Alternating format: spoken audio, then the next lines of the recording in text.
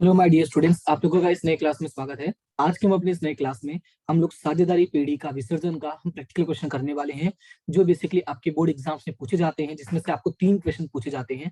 आपका जो section C होता है उसमें 3 क्वेश्चन पूछे जाते हैं और आपको हर एक क्वेश्चन का एक एक मार्क्स मिलता है। राइट, तो यहाँ पे स्टार्ट करते हैं। यहाँ पे कुछ क्वेश्चन मैंने लिए हैं, इसको मैं 2 क्लास में खत्म करूंगा।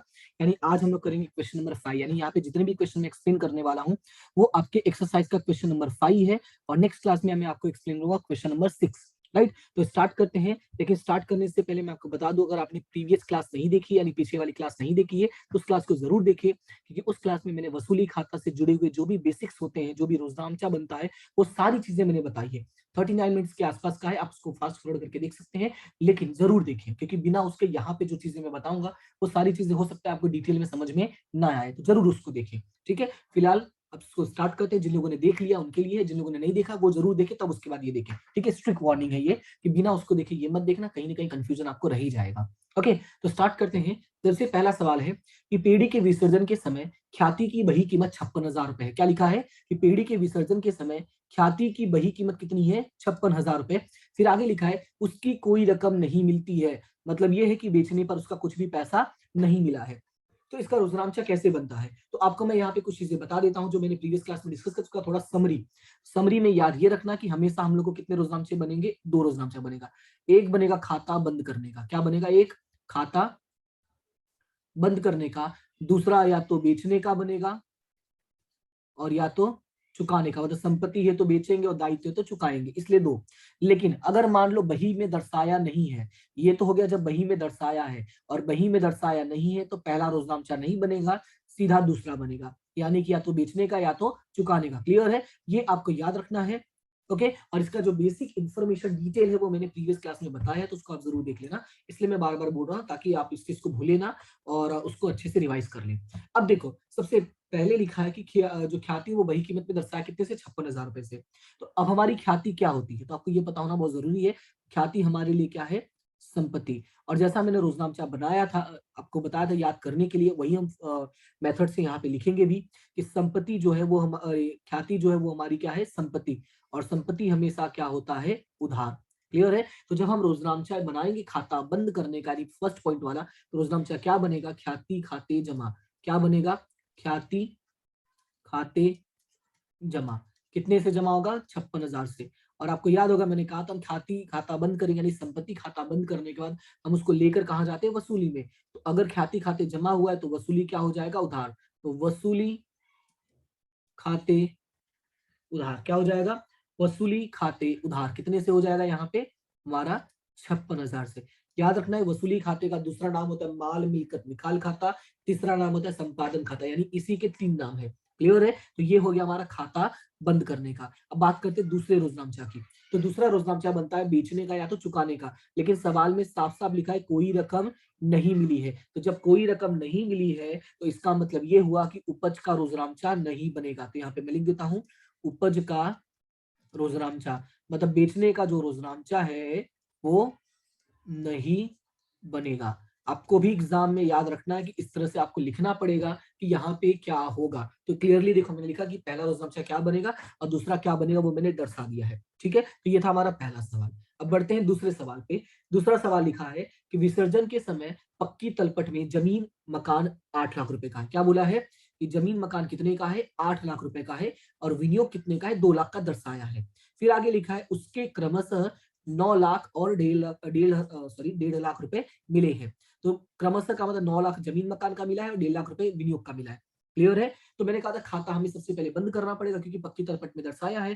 तो पहला हम बनाएंगे रोजनामचा खाता बंद करने का। तो खाता बंद करने का रोजनामचा कैसे बनाएंगे वो ये देखना है। तो सबसे पहले देखो जमीन मकान क्या है, तो जमीन मकान है हमारी संपत्ति, और विनियोग भी हमारी क्या है? संपत्ति। दोनों के दोनों ही हमारे क्या है? संपत्ति है। तो जब दोनों के ही दोनों हमारी संपत्ति, तो उसका रोजनामचा देखो कैसे बनेगा। सबसे पहले हम क्या करेंगे? संपत्ति को हम बंद करेंगे, और संपत्ति का शेष हमेशा क्या होता है? उधार। संपत्ति का शेष हमेशा क्या होता है? उधार। लेकिन जब बंद करोगे तो क्या हो जाएगा? जमा। यानी रोजनामचा बनाओगे तो क्या होगा? रोजनामचा जमीन मकान खाते जमा। और ये विनियोग है, ये भी संपत्ति है, तो इसका भी खाता बंद करोगे तो रोजनामचा क्या बनेगा? विनियोग खाते जमा। जमीन मकान कितने का था, तो 8 लाख रुपए, तो यहाँ पे 8 लाख लिख देना है। और विनियोग कितने का था, 2 लाख, तो यहाँ पे 2 लाख रुपए लिख देना है। क्लियर है। और मैंने कहा था कि दोनों को ही बंद करके हम कहाँ लेकर जाएंगे, तो हम लेकर जाएंगे वसूली खाते। तो यहाँ पे रोजनामचा क्या बन जाएगा, वसूली खाते उधार, कितने से, 8 और 2 10 लाख रुपए से। क्लियर है। तो ये हो गया आपका रोजनामचा खाता बंद करने का। तो जैसा मैंने कहा था, हमने खाता बंद कर दिया, अब हम बेचेंगे या चुकाएंगे। और सवाल में साफ साफ लिखा है भाई क्रमशः इतने मिले हैं, मतलब हमने बेच दिया है। जब हमने बेचा है तो हमें क्या मिला होगा, पैसा। हमने बेचा तो हमें क्या मिला होगा, पैसा, यानी रोकड़ मिला होगा। तो रोकड़ आ रहा है, तो रोकड़ आए तो क्या होता है, उधार। तो यहाँ पे लिखेंगे रोकड़ खाते उधार। अब आपको याद ये रखना है कि जब हमें पैसे मिलते हैं तो हम चुपचाप पैसे रख लेंगे, ना कि ये दिखाएंगे कि हमें पैसे किस चीज का मिला है। क्लियर है। क्योंकि हमने ये जो दिखाना था वो तो खाता हम ऑलरेडी बंद कर चुके हैं, मतलब हमने किस बात का पैसा मिला है, वो खाता तो हमने ऑलरेडी यहाँ पे बंद कर दिया है, इसलिए अब दोबारा इनका नाम कहीं नहीं आएगा। तो लिखेंगे क्या, रोकड़ खाते उधार। हमें कितना मिला है, तो हमें सबसे पहले मिला है 9 लाख रुपए। कितना मिला है, 9 लाख रुपए। मैं यहाँ पे ऐड करके दिखा देता हूँ। सबसे पहले मुझे मिला है 9 लाख रुपए, फिर उसके बाद मुझे मिला है जमीन मकान का, ये विनियोग का मिला है 1.5 लाख रुपए।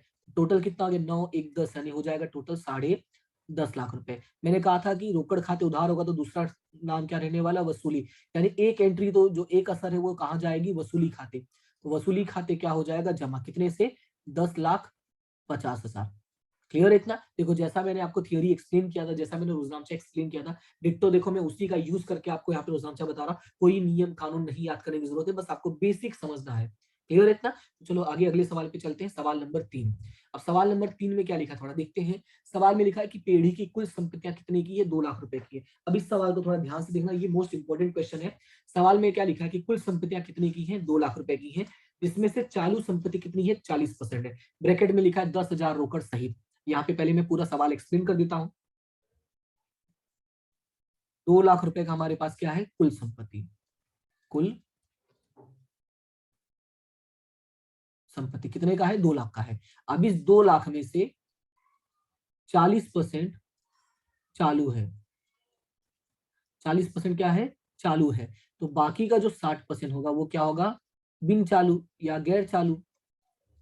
ठीक है, बिन चालू। इतना क्लियर है। पहले ये लिख लो। अब बोला है कि जो 40% है उसमें से 10,000 रोकड़ है, तो पहले हम 2 लाख का 40% सॉल्व कर लेते हैं। तो जब 2 लाख का 40% करोगे तो कितना होगा, 4 दूनी 8, यानी यहाँ पे हो जाएगा 80,000 रुपए। कितना हो जाएगा, 80,000 रुपए। और 60% सॉल्व करोगे तो ये हो जाएगा 1,20,000 रुपए। क्लियर है। तो पहले इतना सॉल्यूशन कर लो। फिर सवाल में ये बोला है कि इस 80,000 में से, को बोला है ना कि जिसमें से 10,000 रुपए है रोकड़ सहित है, बोला ना, जिसमें से तो 40% चालू संपत्ति है और इसमें भी 10,000 रुपए क्या है, रोकड़ है। तो यहाँ पे मैं साइड में लिख देता हूँ कि 10,000 रुपए क्या है, रोकड़ है। क्या है, 10,000 रुपए रोकड़। अगर 10,000 रुपए रोकड़ है तो बाकी का संपत्ति कितना होगा, यानी अन्य जो चालू संपत्तियां हैं, वो अन्य चालू संपत्तियां कितनी है, 70,000 रुपए। क्लियर है इतना, समझ में आया। फिर उसके बाद लिखा है कि चोपड़ा कीमत से उपज, पहले जो सवाल में लिखा था वही मैंने यहाँ पे इंफॉर्मेशन लिख दिया है कि चालू संपत्ति कितना है और हमारा बिन चालू संपत्ति कितना है। ठीक है। उसके बाद बोला चोपड़े कीमत से उपज हुई। अब चोपड़ा कीमत से उपज हुई तो उसमें आपको याद क्या रखना है, याद ये रखना है कि कभी भी हम, क्या याद रखना है, कभी भी हम रोकड़ नहीं बेचते हैं और ना ही रोकड़ का खाता हम बंद करेंगे। हम रोकड़ को कहाँ लेकर जाएंगे, रोकड़ खाता में। याद होगा मैंने आपको दूसरी क्लास में ही एक्सप्लेन किया था कि वसूली, अरे विसर्जन के समय हमें 4 खाते बनाने पड़ते हैं, इसमें से एक था आपका रोकड़ खाता। और वो इसीलिए बताया गया था ताकि रोकड़ खाता आप वहीं पे लेकर जाए, रोकड़ जो होगा उसका शेष वहीं पे लेकर जाना होता है। तो ना इसको हम बंद करेंगे ना ही इसको हम बेचते हैं। क्लियर है। तो बाकी का हमें सवाल समझना है। तो सबसे पहले आठवीं चिट्ठी में दर्शा है, पीढ़ी में दर्शा, जिसको खाता बंद करेंगे। तो खाता बंद करने का पहला रोजनामचा क्या बनेगा, खाता बंद करने का पहला रोजनामचा देखो क्या बनेगा। अब साफ साफ लिखा है संपत्तियां, तो संपत्तियों को शेष क्या होता है, उधार। खाता बंद करोगे तो क्या हो जाएगा, जमा। लेकिन जमा में क्या करोगे वो देखो, हमारे पास दो तरह की संपत्ति है। एक यहाँ पे अन्य चालू संपत्ति और ये 60% बिन चालू है, इसको तो बंद करना ही नहीं है। तो अन्य चालू नहीं लिख के हम क्या लिखते हैं, चालू संपत्ति। क्या लिखेंगे, चालू संपत्ति खाते जमा। क्लियर है। और 60% क्या हमारे बिन चालू। फिर क्या लिखेंगे, बिन चालू संपत्ति, एक मिनट राइटिंग थोड़ा सा,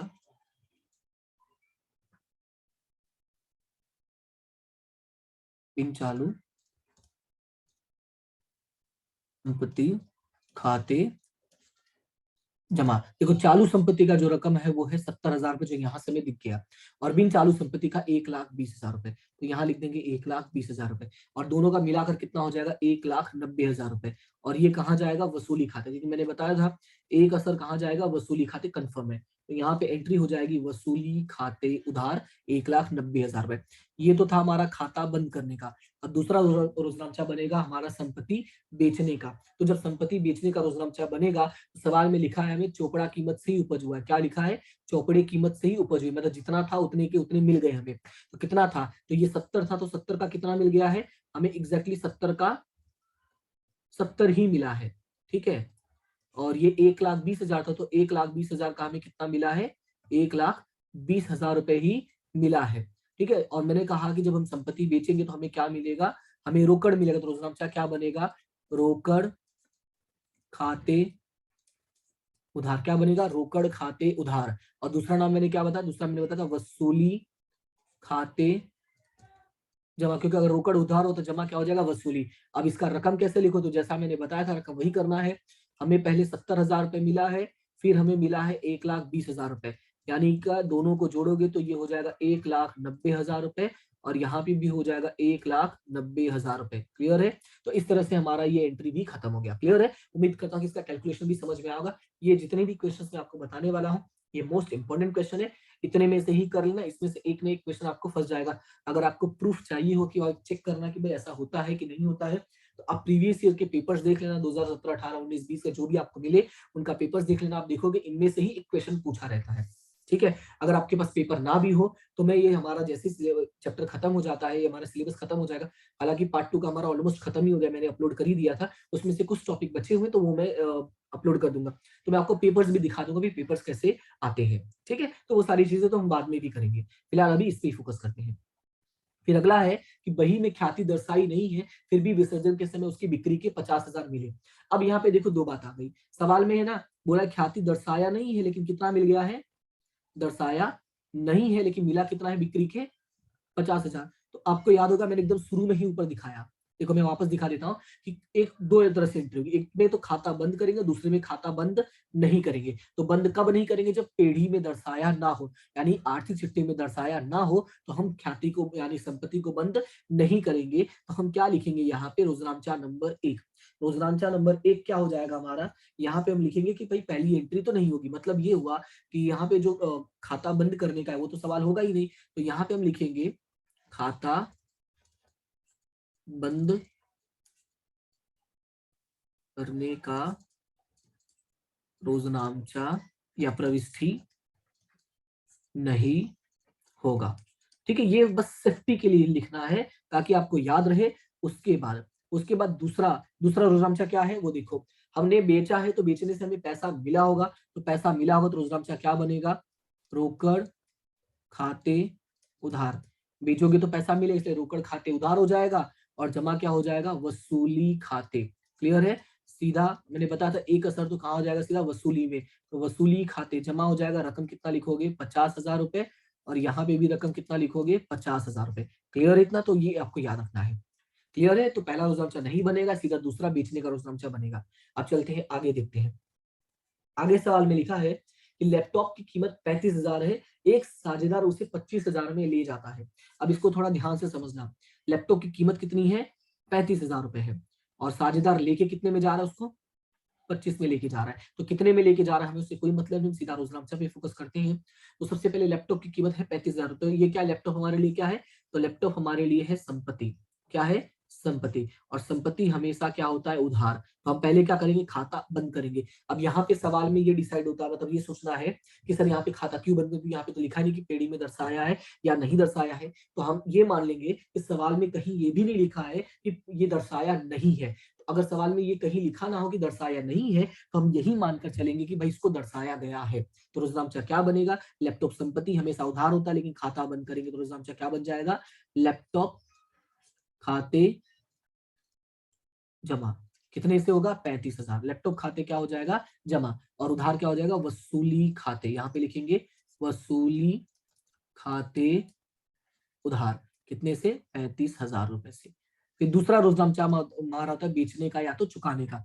लेकिन जब हम दूसरे रोजनामचे पे गए तो हमने देखा हमने बेचा नहीं है, बल्कि कोई साझेदार लेके चला गया है। तो हमने बेचा नहीं तो पैसा नहीं आएगा, तो पैसे के बदले क्या आएगा? साझेदार। क्लियर है? जैसा ऊपर अभी रोजनामचा मैंने समझाया कि बेचने से हमें क्या मिलता है? हमें मिलता है पैसा। तो यहाँ तो पैसा आया नहीं, मतलब रोकड़ आया नहीं, तो रोकड़ के बदले में क्या लिख देंगे? साझेदार का नाम। लॉजिक वही है। तो यहाँ पे पूंजी खाते या तो चालू खाते, यानी जो भी साझेदार होगा उसकी पूंजी खाते या तो चालू खाते उधार हो जाएगा। और जो रकम में वो लेके गया है, तो रकम कितनी है? 25,000 रुपए। तो यहाँ पे मैं लिख देता हूँ ढंग से 25,000। ठीक है। और जमा क्या हो जाएगा? वसूली खाते। यानी दूसरा एंट्री तो कंफर्म है कि दूसरी एंट्री कहाँ जाएगी? वसूली खाते। बस आपको पहला पॉइंट याद रखना है। ठीक है। तो ये हो गया 25,000 रुपए। ये हमारा पॉइंट नंबर 5 भी खत्म। अब चलते हैं पॉइंट नंबर 6 पे। तो पॉइंट नंबर 6 में क्या लिखा है? एक साझेदार अपनी श्रीमती जी की पीढ़ी को दी लोन 40,000 चुकाने का स्वीकार करता है। क्या बोला है? कि भाई एक साझेदार है और उसने क्या स्वीकारा है कि वो पत्नी को लोन चुका देगा। क्लियर है इतना? जब उसने पत्नी को लोन देना स्वीकारा है तो उसका देखो रोजनामचा कैसे होगा।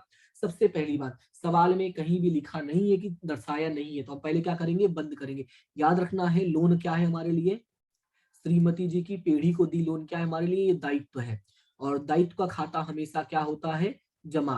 और दायित्व का खाता अगर हमेशा जमा होता है तो इसको बंद करेंगे तो क्या हो जाएगा? ये उधार। रोजनामचा देखो कैसे बनेगा। पहला पहला रोजनामचा बनेगा आपका उधार, यानी कि श्रीमती जी की पीढ़ी को लोन खाते उधार। क्या कर दिया हमने? खाता बंद कर दिया। और जमा क्या हो जाएगा? वसूली खाते। क्लियर है? वसूली खाते जमा। रकम कितना लिखोगे? तो रकम आ जाएगा 40,000 रुपए। और यहाँ पे भी कितना आ जाएगा? 40,000 रुपए। तो पहला रोजनामचा बनेगा खाता बंद करने का, और दूसरा बनेगा चुकाने का या तो बेचने का। तो दायित्व है तो दायित्व को हम क्या करेंगे? चुकाएंगे। लेकिन सवाल में बोला है कि जो साझेदार है, ठीक है, उसने क्या किया है? स्वीकार कर लिया है। तो हमने तो पैसा दिया ही नहीं होगा, हमारे जेब से पैसा गया ही नहीं है। दायित्व तो हम क्या करते हैं? चुकाते हैं। तो जब दायित्व तो चुकाते हैं तो हमारे जेब से पैसा जाता है। लेकिन यहाँ पे तो हमारे जेब से पैसा गया ही नहीं है, तो पैसा नहीं गया तो पैसे के बदले में क्या गया होगा? साझेदार, क्योंकि वो चुका है ना। तो हम यहाँ पे क्या लिखेंगे? साझेदार की पूंजी, सेम जैसा ऊपर किया था वही, पूंजी या चालू खाते जमा। अगर पूंजी या चालू खाता जमा हुआ है तो उधार क्या हो जाएगा? वसूली खाते। तो रोजनामचा क्या बनेगा? वसूली खाते उधार। रकम कितना आ जाएगा? 40,000 रुपए। क्योंकि सवाल में बोला है पूरा का पूरा स्वीकार है, कहीं कोई रकम की जानकारी नहीं दी है, इसलिए डायरेक्टली हम कितना लिखेंगे? 40,000, 40,000 लिख देंगे। क्लियर है? तो ये था हमारा छठा पॉइंट। अब चलते हैं आगे सातवें पॉइंट में। सातवें पॉइंट में क्या लिखा है? कि आयकर की जिम्मेदारी 30,000 चुकानी हुई है जो बही में नहीं लिखी है। क्या लिखा है? कि चुकाना है। चुकाना है तो हमारे लिए क्या है? देखो सीधी सी बात है, साफ साफ यहाँ पे लिखा है जिम्मेदारी चुकानी। तो जिम्मेदारी मतलब यहाँ पे हम बात कर रहे हैं दायित्व की। और दायित्व हमेशा क्या होता है? जमा। दायित्व हमेशा क्या होता है? जमा। लेकिन खाता तो बंद करने का रोजनामचा बनेगा ही नहीं, क्योंकि बही में लिखा ही नहीं है। यानी पहले रोजनामचे में क्या लिखेंगे? कि खाता बंद करने का रोजनामचा या प्रविष्टि नहीं बनेगा या होगा। ठीक है, क्लियर है इतना? तो ये थोड़ा मैं ढंग से लिख देता हूं। नहीं, ओके। ये हो गया हमारा पहला पॉइंट। अब दूसरे पॉइंट की बात करते हैं। सवाल में साफ साफ लिख दिया है जिसे हमने क्या कर दिया है? चुका दिया है। और अगर हमने चुकाया है तो हमारे पास से क्या गया होगा? पैसा। रोकड़ गया होगा ना। तो रोकड़ खाते जमा। क्या गया होगा हमारे पास? पैसा। रोकड़ खाते जमा कितना गया होगा? 30,000 रुपए। क्योंकि सवाल में कोई रकम नहीं लिखा तो हम यही मान लेंगे कि पूरा का पूरा पैसा हमने चुका दिया। तो समझा क्या बन जाएगा? रोकड़ खाते जमा। और उधार क्या हो जाएगा? तो मैंने कहा था दूसरा नाम क्या हो जाएगा? वसूली। तो वसूली खाते उधार। कितने से? 30,000 रुपए से। क्लियर इतना? अगर सवाल को ध्यान से देखोगे तो खाता बंद करने का एक रोजनामचा नहीं बना, सीधा से आप बेचने या चुकाने का बनेगा, क्योंकि एक पीढ़ी में दर्शाया नहीं, यानी बही में दर्शाया नहीं है। तो ये आपको पॉइंट याद रखना है। ठीक है। अब चलते हैं अगले नंबर पे, यानी 8वां नंबर। अब 8वें में देखो क्या लिखा है। 8वें में लिखा है कि विसर्जन के समय पीढ़ी के सभी दायित्व साझेदारों की लोन चुकाने के बाद, ठीक है, लोन चुकाने के बाद संपत्ति की वृद्धि कितनी है? 1,20,000 रहती है। याद होगा कल मैंने बताया था, मतलब जो पिछले क्लास हमने पढ़ी उसमें मैंने बताया था कि जब संपत्ति की वृद्धि होती है यानी जमा शेष होता है तो हम इसको क्या बोलेंगे? लाभ। क्योंकि सीधी सी बात है, संपत्ति का बढ़ना मतलब हमारे लिए क्या हो गया, फायदा। लिखा ना वही कि भाई दायित्व तो चुका दिया फिर भी संपत्ति बच गया है, तो लाभ है, लाभ का बंटवारा करना है। कैसे करना है कि साझेदार ए बी सी लाभ हानि के प्रमाण कितने, 5-3-2। अब 5-3-2 में बांटेंगे, उसके निपटारे की प्रविष्टि करनी है। इसका देखो रोजनामचा कैसे बनेगा, तो सबसे पहले याद ये रखना, हमें क्या बांटना है, लाभ। हमें क्या बांटना है, लाभ। और लाभ का शेष हमेशा क्या होता है, जमा। ये बात को याद रखना है। सर पता कैसे चला कि लाभ है, सवाल में साफ साफ लिखा है कि दायित्व चुकाने के बाद संपत्ति, देखो दायित्व 7,000 की लोन चुकाने के बाद संपत्ति की वृद्धि, ये इसी लाइन पे फोकस करना है। ठीक है, रुक जाओ, पहले मैं इसको थोड़ा ढंग से कर देता हूँ। संपत्ति की वृद्धि 1,20,000, यानी हमारा जो मेन फोकस है वो इस वर्ड पे होना चाहिए। ठीक है, वृद्धि हमारे लिए क्या होती है, लाभ।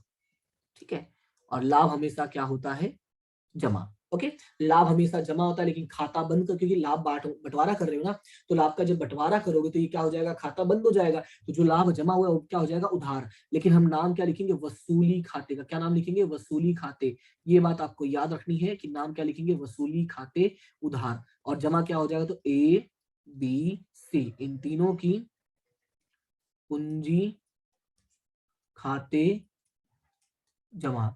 रकम कितना है, तो रकम है 1,20,000 रुपए। अब 1,20,000 का जो बंटवारा होगा वो कितने अनुपात में होगा, 5-3-2।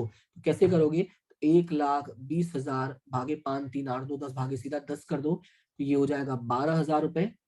अब इसको सॉल्व करो तो 12 × 5 पहले में जाएगा 60, फिर 12 × 3 = 36 और 12 × 2 = 24,000। क्लियर है, तो इस तरह से हमारी एंट्री हो जाएगी 12-25-60, 12-3 = 36, 12-2 = 24, यानी 60,000, 36,000, 24,000 ए बी सी की पूंजी खाते जमा। क्लियर है, तो उम्मीद करता हूँ कि आपको समझ में आ गया होगा। तो बस आपको ये रोजनामचा ऐसे ही बनाना है, ऐसे ही याद रखना है कि जब संपत्ति की वृद्धि होगी तो मतलब लाभ है, लाभ हमेशा जमा होता है, तो उसको क्या कर दो, उधार। लेकिन नाम हम कौन सा लिखेंगे, वसूली, कि लाभ हम दर्शा का रहे हैं, वसूली में दर्शाने, इसलिए वसूली खाता बंद करते हैं।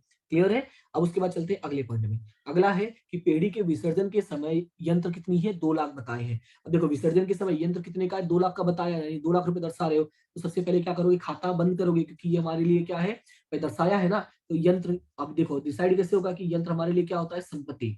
यंत्र हमारे लिए क्या होता है, संपत्ति। और संपत्ति का खाता हमेशा क्या होता है, उधार। तो जब बंद करोगे तो संपत्ति क्या हो जाएगा, जमा। तो रोजनामचा क्या बनेगा, यंत्र खाते जमा। तो उधार क्या हो जाएगा, वसूली। तो रोजनामचा क्या बनेगा, वसूली खाते उधार। कितने से, 2 लाख रुपए से। ये 2 लाख से उधार होगा और 2 लाख से ये क्या हो जाएगा, जमा। फिर आगे सवाल में लिखा है कि बही कीमत मिली। अब यंत्र है तो खरीदा, अरे यंत्र है तो हमने पैसा चुकाया होगा या हमने बेचा होगा, तो सीधी सी बात है, यंत्र है तो हमने क्या किया होगा, बेचा होगा। तो बेचने से पैसे मिलेंगे, तो पैसे मिलने का मतलब जो दूसरा रोजनामचा बनेगा वो क्या बनेगा, रोकड़ खाते उधार। क्या बनेगा, रोकड़ खाते उधार। और यहाँ पे हो जाएगा दूसरा नाम, वसूली खाते जमा। कितने से, 2 लाख से। कैसे पता चला, सवाल में लिखा है बही कीमत, तो बही मतलब यही हो गया, जितना था उतना का उतना ही। क्लियर है, तो ये हो गया हमारा 9वां नंबर रोजनामचा। अब चलते हैं अगले पॉइंट पे। तो अगला पॉइंट क्या लिखा है कि कोई एक साझेदार पेड़ी के विसर्जन की कार्यवाही करने की जिम्मेदारी स्वीकार करता है, उसके बदले में उसे पारिश्रमिक के रूप में 20,000 चुकाने का निश्चय किया है, और पेड़ी ने उसे खर्च पेटे कितना चुकाए हैं, 12,000 रुपए। अब थोड़ा इस बात को ध्यान से समझना है। देखो यहाँ पे जिम्मेदारी किसकी है, तो एक साझेदार की है। पैसे किसने चुकाए हैं, पेढ़ी ने। ये जो 12,000 रुपए है वो किसने चुकाया है, पेढ़ी ने। अब इसका रोजनामचा कैसे बनेगा, अब यही रोजनामचा आपको याद रखना है। तो सबसे पहला पॉइंट, देखो यहाँ पे याद होगा मैंने विसर्जन खर्च का मैंने आपको पॉइंट बताया था कि पहले देखो जिम्मेदारी किसकी है। यहाँ लिखते हैं जिम्मेदारी और यहाँ पे लिखते हैं चुकाया। ठीक है, ये आपको मैं समझाने के लिए बता रहा हूँ, आपको ये सब लिखने की जरूरत नहीं है। तो जिम्मेदारी जो है वो है पेढ़ी की, किसकी है, सॉरी साझेदार की है। जिम्मेदारी किसकी है, साझेदार की है। चुकाया किसने, पेढ़ी ने। क्लियर है, जिम्मेदारी किसकी है, साझेदार की, और चुकाया किसने है, पेढ़ी ने। यानी पेढ़ी के पास से क्या गया होगा, रोकड़ गया होगा, तो रोजनामचा क्या बनेगा, रोकड़ खाते जमा। क्या बनेगा, रोकड़ खाते जमा। और उधार क्या होगा, देखो जिम्मेदारी किसकी थी, पेढ़ी की थी कि साझेदार की थी, तो साझेदार की थी, इसलिए साझेदार का ही नाम आएगा, यानी कि साझेदार की पूंजी खाते उधार, ठीक है। जो साझेदार होगा उसकी पूंजी खाते क्या हो जाएगा, उधार। और रकम कितना दिया है उसको, गया है 12,000 रुपए। तो यहाँ पे हम लिख देंगे 12,000 रुपए। अब इसको ध्यान से थोड़ा समझना। पहले मैंने क्या बोला कि जिम्मेदारी किसकी थी वो समझो। तो जिम्मेदारी थी हमारे साझेदार की, लेकिन चुकाया किसने है, पेढ़ी ने। यानी रोकड़ खाते जमा, पैसा गया ना अपने पास से, पेढ़ी के पास से तो गया ही है, इसलिए रोकड़ खाते क्या हो गया, जमा। लेकिन हम उधार नहीं वसूली करेंगे। जैसा मैंने आपको बताया कि एक एंट्री चाहे जो हो, लेकिन दूसरा नाम तो पक्का वसूली होता है। लेकिन वसूली कब होता है, जब जिम्मेदारी पेढ़ी की होती है, पर पेढ़ी की जिम्मेदारी है नहीं, इसलिए नाम क्या लिख देंगे हम, साझेदार का। यानी वसूली खाते क्या हो जाएगा, उधार। क्लियर है इतना। ये तो मैंने एक रोजनामचा बताया है, और वो भी कौन सा बताया है मैंने ये खाता बंद करने वाला, यानी ये वाला रोजनामचा बताया है। ठीक है। अभी मेन वाला तो बचा ही है। मेन वाला क्या है कि जिम्मेदारी उसने स्वीकार किया है, और उस जिम्मेदारी के बदले में उसे क्या मिल रहा है, पारिश्रमिक। ठीक है। उस जिम्मेदारी के बदले में उसे क्या मिलने वाला है, पारिश्रमिक। तो पारिश्रमिक का तो रोजनामचा बताया ही नहीं मैंने, तो वो क्या बनेगा वो देखो। ये हमारा दूसरा रोजनामचा बनता है। ठीक है। मैंने उल्टा इसलिए समझा ताकि आपको थोड़ा डिटेल में समझ में आ जाए और लॉजिक इसका क्लियर हो जाए। ठीक है। तो इसका लॉजिक क्लियर हुआ। अब पहला रोजनामचा क्या बनेगा, मैं वो आपको यहाँ लिख देता हूँ। अब देखो 20,000 किसको मिलने वाले हैं, साझेदार को। तो साझेदार को जो पैसा मिलेगा, तो यहाँ पे उसके पास पैसा आ रहा है, तो यहाँ पे पूंजी खाते क्या हो जाएगा, जमा। क्योंकि उसकी पूंजी बढ़ रही है ना, इसलिए उसकी पूंजी क्या हो जाएगा, जमा। तो पूंजी खाते जमा कितने से, 20,000 रुपए से। और मैंने कहा था अगर एक में कंफर्म हो गया तो दूसरे का तो पता ही हमें क्या होने वाला है, वसूली खाते उधार। कितने से, 20,000 रुपए से। इसलिए जो इसका रोजनामचा बनेगा वो क्या बनेगा, वो यहाँ पे मैं अंडरलाइन कर देता हूँ। ठीक है। ये येलो नहीं, ग्रीन। पहला रोजनामचा ये बनेगा, वसूली खाते उधार और पूंजी खाते जमा, 20,000 से, जो ये वाला पॉइंट का है। उसके बाद जो दूसरा रोजनामचा बनेगा वो क्या बनेगा, पूंजी खाते उधार और रोकड़ खाते जमा। उम्मीद करता हूँ कि आपको इसका लॉजिक भी समझ में आएगा। उसको पारिश्रमिक मिलना है, इसलिए उसकी पूंजी क्या हो जाएगी, बढ़ जाएगी। क्लियर इतना। तो अब चलते हैं नेक्स्ट रोजनामचे में, रोजनामचा नंबर 11। अब रोजनामचा नंबर 11 में क्या लिखा है कि पेड़ी के विसर्जन के समय देनदार 1,20,000 और लेनदार 60,000 का। ध्यान से सुनना, क्या लिखा है कि पेड़ी के विसर्जन के समय देनदार कितने का है, 1,20,000 का, और लेनदार कितने का है, 60,000 का। तो पहले ये क्लियर कर लो, देनदार एक देनदार है और एक लेनदार है। देनदार हमारे लिए क्या होता है, संपत्ति। थोड़ा ध्यान से इसको देखना। देनदार हमारे लिए क्या होता है, संपत्ति। और संपत्ति का जो शेष है वो हमेशा क्या होता है, उधार। और लेनदार हमारे लिए क्या होता है, दायित्व। और दायित्व का जो शेष होता है वो हमेशा क्या होता है, जमा। बस यही बेसिक बात आपको याद रखनी है। क्लियर है। फिर आगे सवाल में लिखा है कि एक साझेदार 20% कम कीमत से देनदार लेकर लेनदारों को चुकाता है। इस सवाल को सॉल्व करने का सबसे आसान तरीका जो है वो ये है कि हम अपना ट्रेडिशनल मेथड यूज करते हैं, यानी जैसे अभी तक हमने सवाल सॉल्व किया है हम उसी को फॉलो करते हैं।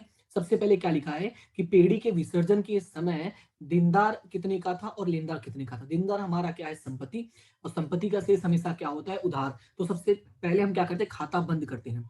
तो जो पहला रोजनामचा बनेगा वो किसका बनेगा, खाता बंद करने का। तो पहले क्या बंद करेंगे, संपत्ति। संपत्ति हमेशा क्या होता है, उधार। खाता बंद करोगे तो संपत्ति क्या हो जाएगा, जमा। यानी कि देनदार खाते जमा। रकम कितना दिया है, 1,20,000 रुपए। अगर देनदार जमा हुआ तो उधार क्या होगा, वसूली। सीधी सी बात है कि देनदार जमा हुआ तो वसूली क्या हो जाएगा, उधार। तो रोजनामचा बनेगा वसूली खाते उधार। ठीक है। क्या बनेगा, वसूली खाते उधार 1,20,000 रुपए। क्लियर है। ये मैंने क्या बनाया, ये मैंने बनाया देनदार का खाता बंद करने का रोजनामचा। अब उसी के अकॉर्डिंग आगे बनेगा दायित्व का बंद करने का। दायित्व तो हमारे लिए क्या होता है, हमेशा जमा। इसको बंद करोगे तो रोजनामचा देखो क्या बनेगा, दूसरा रोजनामचा क्या बनेगा, दायित्व हमेशा जमा होता है, बंद करोगे क्या हो जाएगा, उधार। नहीं, रोजनामचा लिखेंगे लेनदार खाते उधार। अगर लेनदार उधार हुआ तो क्या जमा हो जाएगा, वसूली। तो वसूली खाते जमा कितने से हो जाएगा, 60,000। जो दिया है वही लिखना है। यहाँ पे भी 60,000 और यहाँ पे भी 60,000। क्लियर है इतना। फिर आगे, फिर आगे लिखा है कि एक साझेदार, ध्यान से सुनना, यहाँ पे थोड़ा सा नीचे कर देता हूं, हाँ। फिर आगे लिखा है कि एक साझेदार 20% कम कीमत से देनदार लेकर लेनदारों को चुकाता है। मतलब उसने ऐसा बोला, भाई मैं देनदार से पैसा वसूल के मैं लेनदार को चुका दूंगा। तो हमने भी बोला ठीक है जाओ। तो अब देखो अगला रोजनामचा क्या बनेगा, तीसरा रोजनामचा। तो सबसे पहले हम देनदार के अकॉर्डिंग वाला समझते हैं। तो देनदार को हम पैसे चुकाते हैं, देनदार से पैसा वसूलते हैं। तो हम देनदार से पैसा वसूलते हैं, मतलब एक तरह से बेच के पैसा हम उससे ले लेते हैं। क्लियर है। तो इससे हमें पैसा मिलता है, तो रोजनामचा क्या बनता है, रोकड़ खाते उधार। पर हमें क्या यहाँ पे पैसा मिला, हमें पैसा नहीं मिला है, बल्कि कोई साझेदार आ गया है। तो साझेदार आ गया, तो मैंने क्या कहा था कि जब कोई साझेदार आ जाएगा तो रोजनामचा क्या बनेगा, उस साझेदार की पूंजी खाते क्या हो जाएगा, उधार। तो हम यहाँ पे क्या लिखेंगे कि साझेदार या संबंधित साझेदार की पूंजी खाते उधार। हाँ, लिखना तो भाई संबंधित साझेदार लिख सकते हो। तो पूंजी खाते उधार हो जाएगा, और सेकंड नाम क्या होगा, वसूली खाते जमा। क्लियर है, ये रोजनामचा बनेगा ये वाले का। अब बात करते हैं लेनदार को जो चुकाना स्वीकार है, यानी रोजनामचा नंबर 4। ये कैसे बनेगा, अब लेनदार से हम पैसा वसूलते हैं, लेनदार को चुकाते हैं। तो लेनदार को पैसा हम चुकाते हैं, यानी हमारे पास से पैसा जाएगा। तो जाएगा मतलब रोकड़ खाते जमा होना चाहिए, पर हमारे पास रोकड़ नहीं है क्योंकि हम पैसा दे ही नहीं रहे हैं। तो रोकड़ के बदले में क्या जमा हो जाएगा, वो साझेदार जो चुका रहा है। तो यहाँ पे रोजनामचा क्या बनेगा, संबंधित साझेदार की पूंजी खाते जमा। और दूसरा नाम क्या हो जाएगा, अगर एक जमा हुआ है तो दूसरा उधार होगा, दूसरा उधार क्या होगा, वसूली खाते।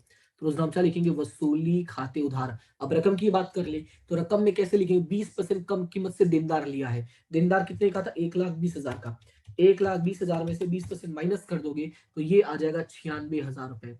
कितना आ जाएगा, 96,000 रुपए। और दायित्व के लिए कुछ बोला नहीं, यानी दायित्व को पूरा का पूरा आ जाएगा, यानी 60,000 इधर और 60,000 इधर। क्लियर, इतना समझ में आया? तो ये था हमारा क्वेश्चन नंबर 11। अब चलते हैं नेक्स्ट पे, और नेक्स्ट है हमारा क्वेश्चन नंबर 12। और इस एक्सरसाइज का लास्ट क्वेश्चन है, और आज का भी ये लास्ट क्वेश्चन है। इस एक्सरसाइज का मतलब क्वेश्चन नंबर 5 का लास्ट क्वेश्चन है, ठीक है। फिर क्वेश्चन नंबर 6 जो है वो मैं आने वाली क्लास में आपको बताऊंगा। अगर क्लास आपको अच्छी लगी हो, यहाँ तक समझ में सब कुछ आ गया हो, तो सबसे पहले लाइक कर दो, फिर वीडियो को अपने दोस्तों के साथ शेयर करो, यानी जो दोस्त तुम्हारे 12th में है, जो पढ़ रहे हैं, ठीक है, प्रोस्पेक्टिव स्टूडेंट्स है ना, उनको भेज दो, वो भी सीखेंगे, वो भी समझेंगे। और चैनल को सब्सक्राइब करो, और उनको भी बोलो चैनल को सब्सक्राइब करें, सभी लोग मिलकर सब्सक्राइब कर दो, ठीक है।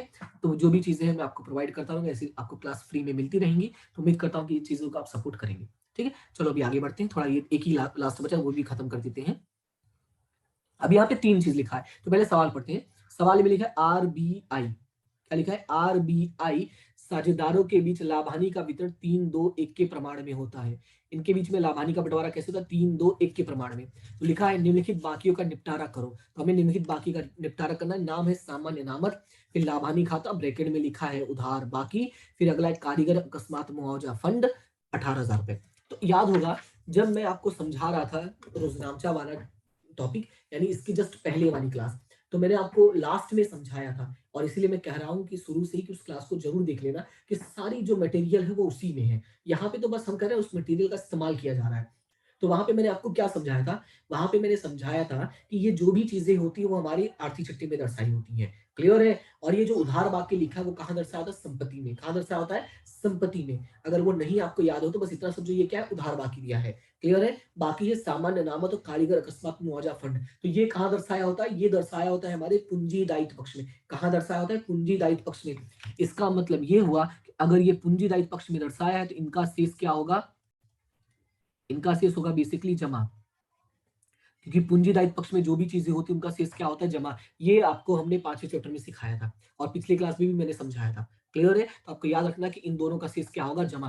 तो इन दोनों को जब बांटोगे, यानी किसको किसको, सामान्य अनामत को, कारीगर अकस्मात मुआवजा फंड को, तो रोजनामचा देखो क्या बनेगा। सबसे पहले सामान्य अनामत की बात करते हैं, तो इसका भी शेष जमा होता है, लेकिन जब बांटोगे तो क्या हो जाएगा, उधार। तो रोजनामचा बनेगा सामान्य अनामत खाते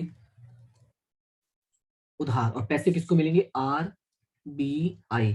तो RBI की पूंजी खाते जमा।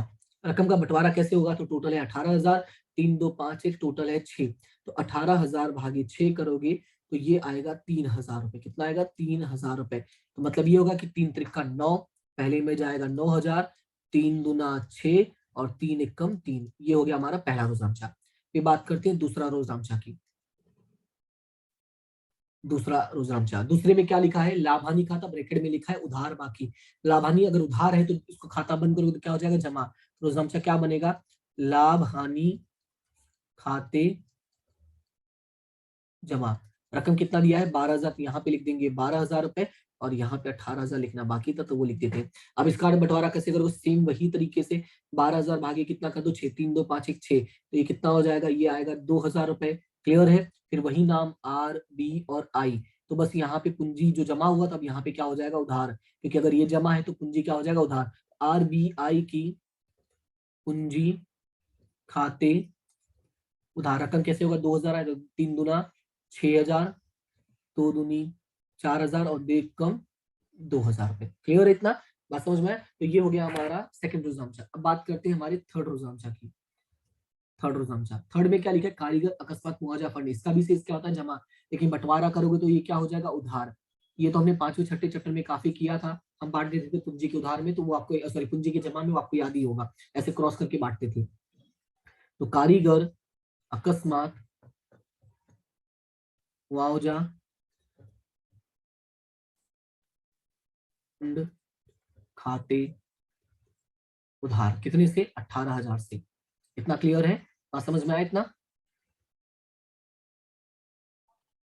तो यहाँ पे रुझान से क्या बना है, कारीगर अकस्मात मुआवजा फंड खाते उधार 18,000 रुपए, और ये पैसे किसको मिलेंगे, आर बी और आई को। तो आर बी आई की पूंजी खाते जमा, क्या हो जाएगा, आरबीआई की पूंजी खाते जमा, सेम वही, भागे 6 कर दो तो ये आएगा 3,000 रुपए, फिर वही हो जाएगा 3 त्रिका 9,000, 3 दूना 6 और 3 एकम 3।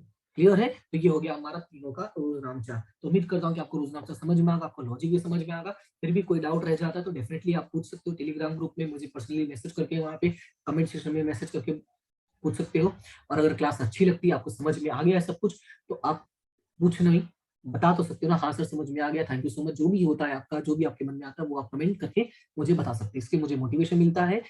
सीधी सी बात है, अगर आप कोई तारीफ कर दे तो मोटिवेशन तो मिलेगा ही ना। ठीक है, तो फिलहाल आज के लिए इतना है, मिलते हैं नेक्स्ट क्लास में, तब तक के लिए thank you so much and have a good day. और नेक्स्ट क्लास हमारा इस क्लास का लास्ट चैप्टर होगा, ठीक है? तो उम्मीद करता हूँ कि यहाँ तक सब कुछ सही होगा। ओके, तो bye bye and have a good day.